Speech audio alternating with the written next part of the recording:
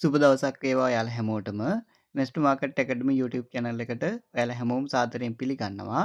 කොටස් වෙළඳපොළ පාඩම් මාලාවට අදාළව ඔයාලා අද එකතු වෙලා ඉන්නේ Fundamental Analysis වලට අදාළ පාඩමක් එක්ක. අපි අද මේ පාඩමේදී බලමු ගොඩක් වෙලාවට ෂෙයා මාකට් එකේ ඔයාලට එන ලොකුම ප්‍රශ්නයක් තමයි PE රේෂියෝ එක අඩු නම් අපි බයි කරනවද? PE රේෂියෝ එක වැඩි නම් අපි සෙල් කරනවද කියන ප්‍රශ්නේ. ගොඩක් වෙලාවට නව ආයෝජකයෝ PE රේෂියෝ එක විතරක් බලලා ගන්න තීරණත් එක්ක එයාලට වෙන්නේ මොකද්ද කියලා හිතා ගන්න බැරුව කන්ෆියුස් වෙන අවස්ථා ඕන තරම් කොටස් වෙළඳපොලේදී තියෙනවා. ඒක නිසා අපි අද වීඩියෝ එකේදී බලමු PE රේෂියෝ එකක් කියන්නේ මොකක්ද කියන දේ. ඒ වගේම PE රේෂියෝ එක විතරක් බලලා අපිට කොටස් වෙළඳපොලේදී තීරණ ගන්න පුළුවන්ද? ඒ වගේම තමයි PE රේෂියෝ එක විතරක් බලලා නව ආයෝජකයෝ කරන වැරදි මොනවද කියන දේවල් අපි අද මේ වීඩියෝ එක හරහා සරලව සාකච්ඡා කරමු. අපි මුලින්ම බලමු PE රේෂියෝ එක කියන්නේ මොකක්ද කියලා. PE රේෂියෝ එක කියලා කියන්නේ price to earning ratio කියන එක කෙටි කරලා තමයි අපි PE රේෂියෝ කියලා කියන්නේ. මේක සිංහලින් අඳුනගත්තොත් එහෙම PE රේෂියෝ එක කියලා කියන්නේ කොටසක මිල ඉපයුම් අනුපාතය කියන එක තමයි අපි price to earning ratio කියලා හඳුනගන්නේ. එතකොට මේක ගණනය කරන විදිහ අපි බලමු.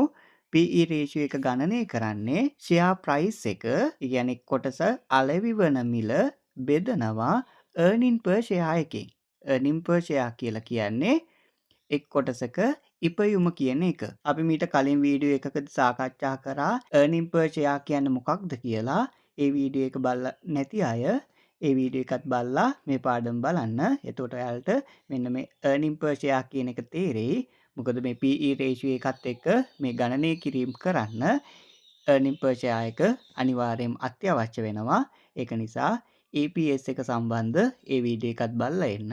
මම ඒක කමෙන්ට් එක දාලා තියන්නම් ඒකේ ලින්ක් එක. ඔයාලා ගිහිල්ලා EPS එක ගණනය කරන්නේ කොහොමද කියලා සහ EPS කියන්නේ මොකක්ද කියන එක වීඩියෝ එක බලලා මේ වීඩියෝ එකත් එක්ක සම්බන්ධ වෙන්න. එතකොට මෙතනදී PE ratio එක ගණනය කරන්නේ කොටසක මිල බෙදනවා earning per share එකෙන්. මෙන්න මේ PE ratio එකෙන් අදහස් වෙන්නේ ඉන්වෙස්ටර් කෙනෙක් විදිහට කම්පැනි උපයලා තියෙන එක් රුපියලකට කොච්චර ගෙවන්න කැමතිද කියන එක තමයි PE රේෂියෝ එකෙන් අදහස් වෙන්නේ. ඒ කියන්නේ ඒ කොටසේ ලාභයත් එක්ක ඒ ලාභයෙන් එක රුපියලකට අපි කොච්චර ගෙවන්න කැමතිද කියන එක අපිට PE රේෂියෝ එක ගණනය කිරීමෙන් හොයාගන්න පුළුවන්. එතකොට PE රේෂියෝ කියන්නේ කම්පැනි පර්ෆෝමන්ස් එකක් නෙවෙයි මාකට් වැලියේෂන් එකක්. මේක කම්පැනියේ යම්කිසි දියුණුවක් හෝ එහෙම දෙයක් නෙවෙයි මෙතනදී මාකට් එකේ වැලියේෂන් එකක් තමයි PE රේෂියෝ එකෙන් අපිට ගණනය කරාට පස්සේ එන පිළිතුරේදී ලැබෙන්නේ. අපි මේක සරල උදාහරණයක් ඇසුරින් බලමු මේ PE රේෂියෝ එක ගණනය කරන ආකාරය. ABC කියලා කම්පැනියක් තියෙනවා. මෙන්න මේ කම්පැනියේ කොටසක ෂෙයා ප්‍රයිස් එක තියෙනවා රුපියල් 60කට. මේක ෂෙයා ප්‍රයිස් එක රුපියල් 60යි. මෙයාලගේ EPS එක earning per share එක තියෙනවා රුපියල් 10කට. ෂෙයා ප්‍රයිස් එක රුපියල් 60යි, earning per share එක රුපියල් 10යි. එතකොට මේකේ PE ratio එක වෙනවා අපිට කරන්න තියෙන්නේ ෂෙයා ප්‍රයිස් එක බෙදන්න ඕනේ earning per share එකෙන්. 60 10න් බෙදුවම වෙනවා 6ක්. ඒකට තමයි අපි කියන්නේ PE ratio එක කියලා. එතනදී මෙන්න මේ PE ratio එකෙන් අදහස් වෙන්නේ ආයෝජකයෙකු විසින් මෙන්න මේ ABC කියන කම්පැනියේ එයාලා විසින් උපයන එක් රුපියලකට ගෙවන්න කැමති රුපියල් 6ක් කියන එක තමයි මේකේ තේරුම. මොකද මේ කම්පැනියේ එක කොටසක ඉපයුම තියෙන්නේ රුපියල් 10යි. මේ කොටසක් අලෙවි වෙන්නේ රුපියල් 60 ගානේ. එතකොට 60 10න් බෙදුවට පස්සේ එක කොටසක PE රේෂියෝ එක එනවා 6ක් විදිහට. එතකොට මේකේ තේරුම තමයි කම්පැනිය උපයන මුදලින් එක රුපියලකට ආයෝජකයෝ ගෙවන්න කැමති රුපියල් 6ක් කියන දේ. ඊළඟ දේ තමයි ගොඩක් ආයෝජකයෝ අහන ප්‍රශ්නයක් සහ ගොඩක් දෙනෙක් කරන දෙයක් තමයි PE රේෂියෝ එක අඩු නම් බයි කරන එක හොඳද කියන ප්‍රශ්නය. අපි බලමු PE රේෂියෝ එක අඩු වුණ පමණින් ඒ කම්පැනිය බයි කරන එක හොඳද කියලා. ගොඩක් අය හිතනවා PE අඩුයි සමානයි ඒක අන්ඩර් වැලියු කම්පැනියක් කියලා. ඒක නිසා බයි කරන්න හොඳයි කියලා ගොඩක් අය හිතනවා. හැබැයි මේක 100%ක් හරි දෙයක් නෙවෙයි. මොකද PE රේෂියෝ එක අඩු වෙන්න බලපාන වෙනත් හේතු තියෙන්න පුළුවන්. අපි ඒ වගේ හේතු කිහිපයක් බලමු. එකක් තමයි කම්පැනියේ පර්ෆෝමන්ස් එක අඩු වීම නිසා PE රේෂියෝ එක පහළ බහින්න පුළුවන්. ඊළඟ හේතුව තමයි කම්පැනියේ ලාභය පහත වැටීම නිසාත් PE රේෂියෝ පහත වැටෙන්න පුළුවන්. ඒ වගේම තමයි මේ කම්පැනියට අදාළ වෙන ඉන්ඩස්ට්‍රියේ යම් ප්‍රශ්න තියෙන්න පුළුවන්. ඒකත් එක්ක PE රේෂියෝ එක පහළ වැටෙන්න පුළුවන්. ඒකදී එතකොට අදහස් වෙන්නේ PE රේෂියෝ එක පහළ ගිය පමණින්ම ඒ කොටස අන්ඩර් වැලියුඩ් කියන එක නෙවෙයි. හේතුව තමයි මෙන්න මේ වගේ ප්‍රශ්න මත PE රේෂියෝ එක පහත වැටෙන්න පුළුවන්. සමහර විට මෙන්න මේ PE රේෂියෝ එක අඩුවීම කම්පැනි පිළිබඳව දක්වන අනතුරු ඇඟවීමක් වෙන්න පුළුවන්. ඒක නිසා අපි PE රේෂියෝ එක විතරක් බලලා ගිහිල්ලා බයි කිරීම සම්පූර්ණයෙන්ම නතර කරන්න ඕනේ. PE රේෂියෝ එක අඩු වෙන්න මෙන්න මේ වගේ හේතු බලපාන්න පුළුවන්. ඒක නිසා අපි PE රේෂියෝ එක විතරක් බලලා ගිහිල්ලා කොටස් මිලදී ගන්න යන්නේ නැහැ. ගොඩක් ආයෝජකයෝ කරන තවත් දෙයක් තමයි PE රේෂියෝ එක වැඩි නම් සෙල් කරන එක. ඒ කියන්නේ තමන් ගාව තියෙන කොටස් විකුණනවා PE රේෂියෝ එක වැඩි නිසා. අපි දැන් බලමු PE රේෂියෝ එක වැඩි වුණ පමණින් අපි කොටස් විකිණිය යුතුද කියන දේ. PE රේෂියෝ එක වැඩි කියලා කියන්නේ සෑම විටම මිල වැඩි කියන දේ නෙවෙයි. මේකට බලපාන්න පුළුවන් හේතු තියෙනවා. අපි බලමු මෙන්න මේ වගේ හේතු නිසා PE රේෂියෝ එක වැඩිපුර තියෙන්න පුළුවන්. PE රේෂියෝ එක වැඩි ප්‍රමාණයක් පෙන්වන්න පුළුවන් මෙන්න මේ හේතු මත. එතකොට මෙන්න මේ හේතු නිසා PE රේෂියෝ එක වැඩි වුණොත් එහෙම ඔයාලා ගාව තියෙන කොටස් විකුණනවද කියලා ඔයාලම ටිකක් හිතලා බලන්න. යම්කිසි කම්පැනියක් තියෙනවා මේක අනාගතයේදී ඉතාමත්ම ශක්තිමත් වෙයි අපේක්ෂාව මත කොටස්වල මිල ඉහළ යෑමක් වෙන්න පුළුවන්.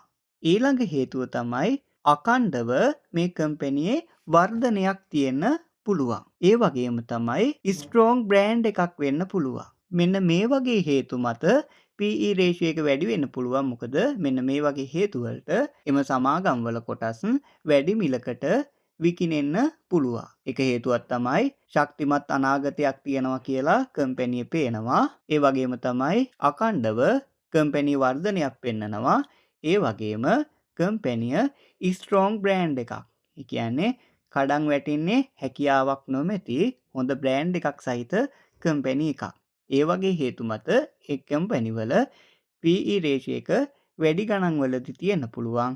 ඔයාලම හිතන්න එතකොට මේ වගේ කම්පැනි එක PE රේෂියෝ එක වැඩි වුණා කියලා අපි කොටස් විකුණලා හරියනවද කියලා. එතකොට ඔයාලා දැනන් ඉන්න ඕන දෙයක් තමයි වෙළඳ පොලකදී අනාගත වර්ධනයක් පෙන්වන කොටස්වල මිල ගණනුත් යම්කිසි ප්‍රමාණයකින් අනෙක් කොටස් වලට වඩා වැඩි අගයක් පෙන්වනවා කියලා. එතකොට ඔයාලට මෙතනින් දෙන්න තියෙන පණිවිඩය තමයි වැඩි PE රේෂියෝ එකක් තියෙන කම්පැනි යම්කිසි ක්වොලිටියක් සහිත සමාගමක් වෙන්න පුළුවන්. අපි දැන් බලමු සෙක්ටර් එකෙන් සෙක්ටර් එකට PE රේෂියෝ කොහොමද වැඩ කරන්නේ කියලා. මේකෙදි සෑම සෙක්ටර් එකකටම එකම PE රේෂියෝ එකක් නෙවෙයි තියෙන්නේ. එක එක සෙක්ටර් වල PE රේෂියෝ ඒ සෙක්ටර් එක අනුව වෙනස් වෙනවා. මං හිතනවා ඔයාලට සෙක්ටර් කියන එක යම්කිසි අවබෝධයක් ඇති කියලා. අපි ඉදිරි වීඩියෝ එකකදී ඉගෙන ගමු මොනවාද මේ සෙක්ටර් විදිහට කොළඹ කොටස් වෙළඳ පොලේ තියෙන්නේ කියලා. ඒකෙදි තියෙනවා බැංකින් සෙක්ටර් එක වෙනම තියෙනවා, ෆයිනෑන්ෂල් සෙක්ටර් එක වෙනම තියෙනවා, තව මැටීරියල් ඒ විදිහට එක එක සෙක්ටර් තියෙනවා. අපි සෙක්ටර් බයි සෙක්ටර් ඉදිරි වීඩියෝ වලදී සාකච්ඡා කරමු. අපි උදාහරණයක් ගමු මෙතනදී. මෙන්න මේ සෙක්ටර් වල PE රේෂියෝ කොහොමද වැඩ කරන්නේ කියලා. ඒකෙදි බැංකින් සෙක්ටර් එක ගත්තොත් එහෙම බැංකින් සෙක්ටර් එකේ low PE එකක් තමයි තියෙන්නේ. කියන්නේ අඩු PE එකක් තමයි තියෙන්නේ. ඊට පස්සේ ගත්තොත් එහෙම මැනුෆැක්චරින් පැත්ත ගත්තොත් එහෙම මැනුෆැක්චරින් සෙක්ටර් එක ගත්තොත් එහෙම ඒකේ මීඩියම් PE එකක් තමයි තියෙන්නේ. ඒ කියන්නේ මධ්‍යස්ථ PE එකක් මැනුෆැක්චරින් පැත්තේ තියෙනවා. ඊට පස්සේ ගත්තොත් growth sector එකක්. growth sector එකේ ගත්තොත් මේකේ higher PE එකක් තමයි තියෙන්නේ. PE එක ඉතාමත්ම වැඩි growth වීගෙන යන sector එකක් ගත්තොත් එහෙම. මෙන්න මේ හේතුව නිසා අපි PE එකක් සංසන්දනය කරද්දී තවත් කම්පැනියක් එක්ක මේ sector වලට අනුව කම්පැනි වල PE එක අපි සංසන්දනය කරන්න ඕන. හැබැයි ගොඩක් ආයෝජකයෝ කරන ලොකුම වරදක් තමයි මෙන්න මේ සෙක්ටර් බයි සෙක්ටර් PE ඇනලයිස් කරන්නේ නැතුව මෙයාලා සමස්ත මාකට් එකේම PE එක හැම කම්පැනි එකම කියන්නේ බැංකින් සෙක්ටර් එකේ කම්පැනියක් සහ ඔයාලා මැටීරියල් සෙක්ටර් එකේ කම්පැනියක් කියන දෙක PE ලෙවල් සංසන්දනය කරොත් එහෙම එතන ඔයාලා කරන ලොකුම වරදක්. ඒක නිසා අපි PE සංසන්දනය කරද්දී සංසන්දනය කරන්න ඕන ඒක පිහිටි සෙක්ටර් එකත් එක්ක. අපි ඊළඟ සාකච්ඡා කරමු PE රේෂියෝ එක විතරක් බලලා අපිට කොටස් විකුණන්න සහ මිලට ගන්න පුළුවන්ද කියලා. ඒකෙදි අපිට කෙලින්ම දෙන්න තියෙන උත්තරේ තමයි බැහැ කියන එක. අපිට PE රේෂියෝ එක විතරක් බලලා කොටස් මිලට ගන්න සහ විකිණීම කරන්න බෑ. ඒකෙදි PE රේෂියෝ එක කියන්නේ එක ටූල් එකක් විතරයි. ඒක එක ටූල් එකක් විතරයි අපිට කොටස් මිලට ගන්න සහ විකුණන්න තියෙන.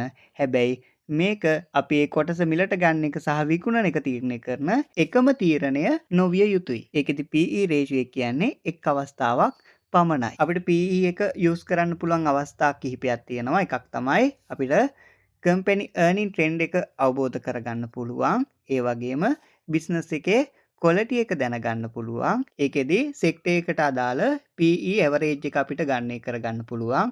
උදාහරණයක් ගත්තොත් එහෙම බැංකින් සෙක්ටර් එකට අදාළ කම්පැනි ටික අරගෙන කම්පැනි වල PE එක කොච්චරක් තියෙනවද කියලා අපිට average කරන්න පුළුවන්. එක එක කම්පැනි වෙන වෙනම අරගෙන ඒකත් එක්ක අපිට average PE එකත් එක්ක අපි බලන කම්පැනියේ කොපමණ PE රේෂියෝ එකක් තියෙනවද කියලා අපිට අවබෝධ කරගන්න පුළුවන්. එතකොට PE රේෂියෝ එක කියන්නේ එකම ටූල් එක නෙවෙයි ඔයාලට කොටස් මිලට ගන්න සහ විකුණන්න තියෙන මේක කොටස් වල වටිනාකම ගණනය කරන්න පුළුවන් එක් අවස්ථාවක් පමණයි PE රේෂියෝ කියලා කියන්නේ. දැන් අපි බලමු නව ආයෝජකයෝ විසින් සිදු කරන ලබන මෙන්න මේ PE රේෂියෝ එකත් එක්ක කරන ලොකුම වැරදි කිහිපය අපි දැන් සාකච්ඡා කරමු. පළවෙනි වරද තමයි PE රේෂියෝ එක අඩු කම්පැනි වල කොටස් ගිහිල්ලා මිලට ගන්න එක. ඊළඟ දේ තමයි සමස්ත මාකට් එකේම PE රේෂියෝ එකත් එක්ක බලලා ෂෙයාර්ස් මිලට ගන්න යන එක. ඊළඟ දේ තමයි පාඩු ලබන සමාගම් PE රේෂියෝ එකත් එක්ක සංසන්දනය කරන එක.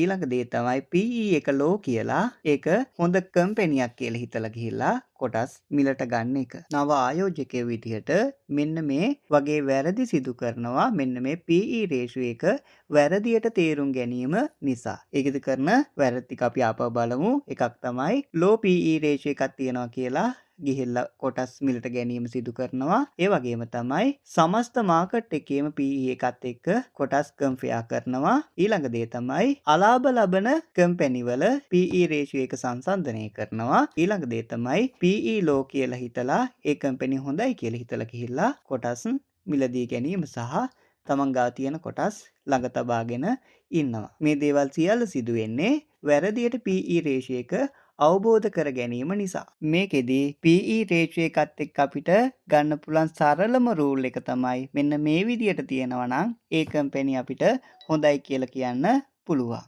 අපි හිතමු කම්පැනියක් තියෙනවා PE රේෂියෝ එක සාධාරණ මට්ටමක තියෙනවා.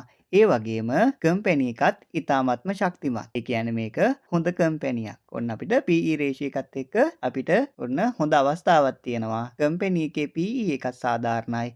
ඒ වගේම ස්ට්‍රෝන් බිස්නස් එකක් තමයි මෙන්න මේ කම්පැනිය. අපි හිතමු තව කම්පැනියක් තියෙනවා. ඒකේ PE එක ගොඩක් අඩුයි. ඒ වගේම earning එන්න වර්ධනය වීගෙන යනවා. earning වර්ධනය වෙනවා. ඒ වගේම PE එක ලෝ මට්ටමක තියෙන්නේ. මෙන්න හොඳ අවස්ථාවක් මෙන්න මේ කම්පැනියේ කොටස් බයි කරන්න තියෙන. ඔන්න තව කම්පැනියක් තියෙනවා. ඒකේ PE අඩුයි. හැබැයි කම්පැනියේ බිස්නස් එක පහත වැටෙමින් පවතිනවා. ඉතින් මේ කම්පැනි හොඳයිද? නෑ මේ කම්පැනිය ඉතාමත් ඩේන්ජර් අවස්ථාවක තමයි තියෙන්නේ. PE එක අඩු වුණ පමණින් අපි ෂෙයාර්ස් මිලට ගන්නෑ. PE එක අඩුයි මෙතන කම්පැනි පහත වැටීමක් තියෙනවා. ඒ වගේ අවස්ථාවලදී අපි ඒ වගේ කොටස් ඔපචුනිටියක් කියලා හිතලා ගිහිල්ලා කොටස් මිලදී ගැනීම සිදු කරන්නේ නැහැ. එතනදී ඔයාලට දෙන්න තියෙන ප්‍රධාන දේ තමයි අපි කම්පැනි එක කොටස් මිලදී ගැනීම සහ විකිණීම කරද්දී PE රේෂියෝ එක කියන්නේ buy signal එකක්වත් sell signal එකක්වත් නෙවෙයි. PE රේෂියෝ එක කියලා කියන්නේ මාකට් එක විසින් කම්පැනි එකට දෙන වැලියු එකක් විතරයි. එතකොට PE රේෂියෝ කියන්නේ මාකට් එක විසින් කම්පැනි එකට දීලා තියෙන වැලියු එකක් විතරයි PE රේෂියෝ කියලා කියන්නේ. එහෙම නැතුව අපිට PE රේෂියෝ එක විතරක් බලලා අපි buy signal වත් සෙල් සිග්නල්වත් හිතලා ගිහිල්ලා කොටස් මිලට සහ විකිණීමට යන්නේ නැහැ. ස්මාර්ට් ඉන්වෙස්ටර් කෙනෙක් විදිහට PE රේෂියෝ එක හොඳින් අවබෝධ කරගන්න ඕන.